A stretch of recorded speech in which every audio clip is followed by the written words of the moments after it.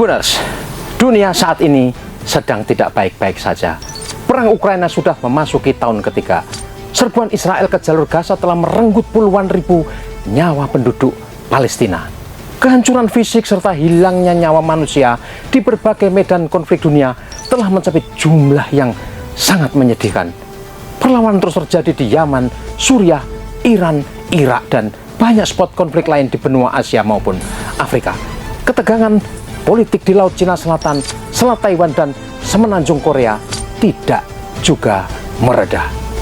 Tribuners, inilah Global Views, sudut pandang kita tentang ragam konflik internasional yang berdampak signifikan kepada kita semua.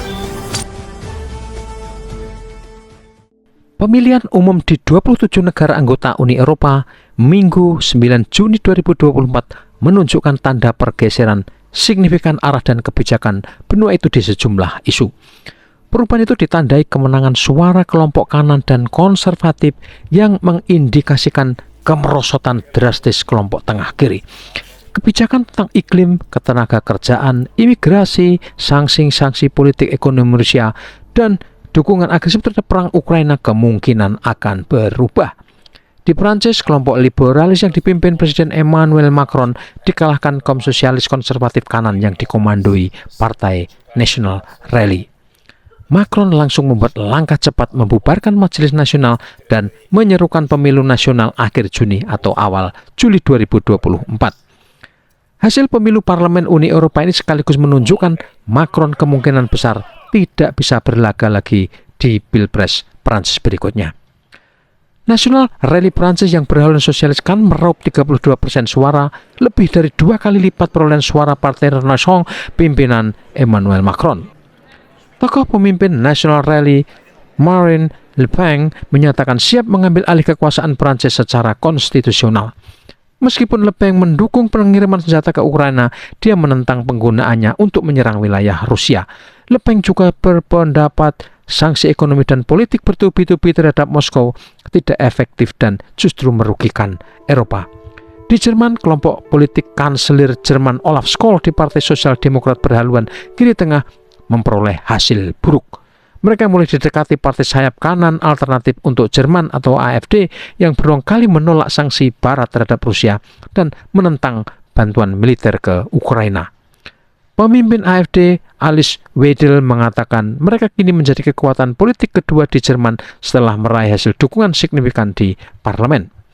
Partai Konservatif untuk Kebebasan di Belanda yang dipelopori politisi ekstrem kanan Geert Wilders bertengger di urutan kedua dengan raihan 17% suara.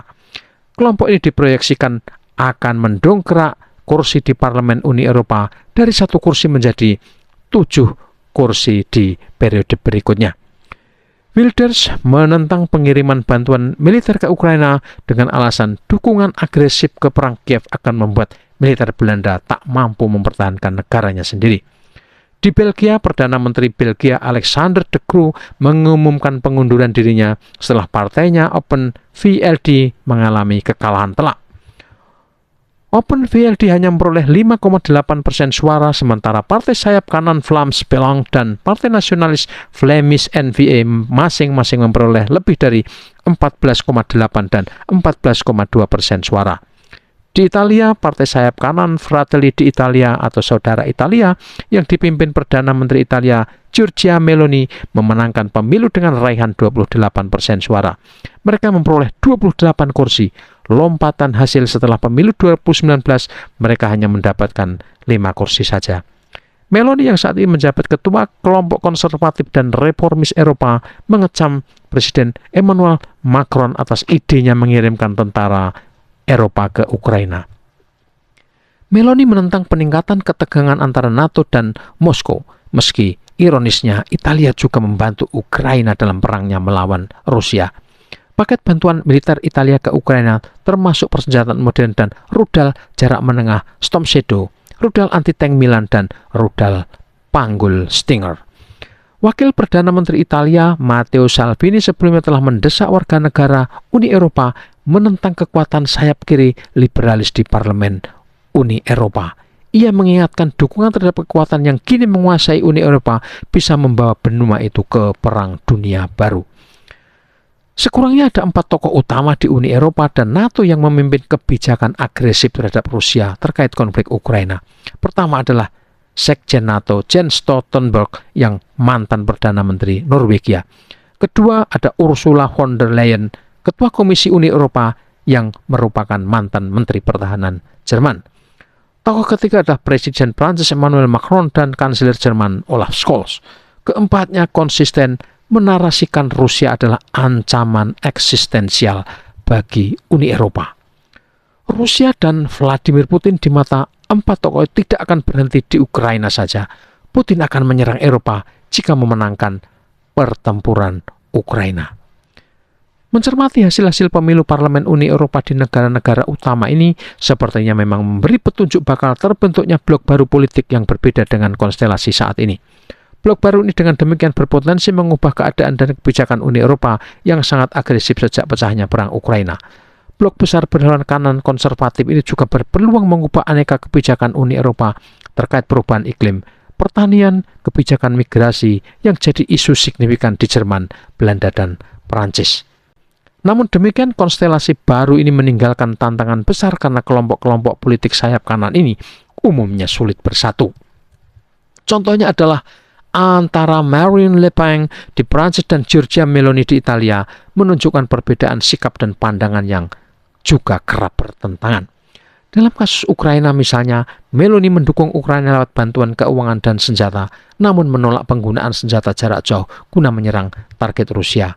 Meloni juga menentang keras gagasan Macron untuk mengirim tentara Eropa ke medan konflik Ukraina. Roma di tangan Meloni akan berhenti memberikan persenjataan kepada Ukraina kecuali mereka yakin perangkat keras tersebut tidak akan digunakan untuk menyerang jauh ke wilayah Rusia. Di Jerman, suara penentangan kebijakan agresif Uni Eropa telah lama disuarakan oleh Zahra Wagenknecht, politikus kawakan sayap kiri negara itu. Wagenknecht tegas menolak peran dan keterlibatan Jerman dalam hal apapun di Ukraina. Ia menuntut penyelesaian damai perselisihan itu karena khawatir pecahnya perang besar di Eropa. Tokoh perempuan Jerman itu menyebut adalah langkah gila mengizinkan Ukraina menyerang target di Rusia menggunakan senjata buatan Jerman. Wagenknecht membentuk aliansi Zahra Wagenknecht, partai berhaluan kiri di isu-isu ekonomi, tetapi punya persamaan dengan sayap kanan dalam isu seperti kebijakan imigrasi. Aliansi Zahra Wagenknecht meraih dukungan sekira 7% suara pemilih Jerman di pemilihan parlemen Eropa. Ia mendesak negara-negara barat berhenti bermain api dan segera menghentikan perang di Ukraina. Kebijakan agresif ala NATO, Emmanuel Macron dan Ursula von der Leyen serta terutama Joe Biden di Washington memang sangat berisiko. Dalam sepekan terakhir, Ukraina telah aktif menembakkan rudal jarak menengah kiriman AS, Inggris, Prancis ke target di wilayah Rusia. Presiden Rusia Vladimir Putin memperingatkan negara-negara barat, Moskow akan memberi balasan asimetris atas keputusan itu. Rusia akan mengirimkan senjata jarak jauh ke wilayah-wilayah di dunia ini di mana senjata tersebut dapat digunakan untuk menyerang lokasi sensitif negara-negara sponsor utama Ukraina. Ini artinya serangan balasan bisa datang dari Yaman, Irak, Suriah, Belarusia, dan negara-negara teman Rusia lain ke target pangkalan Amerika, Inggris, Perancis, dan NATO yang terdekat dari negara tersebut.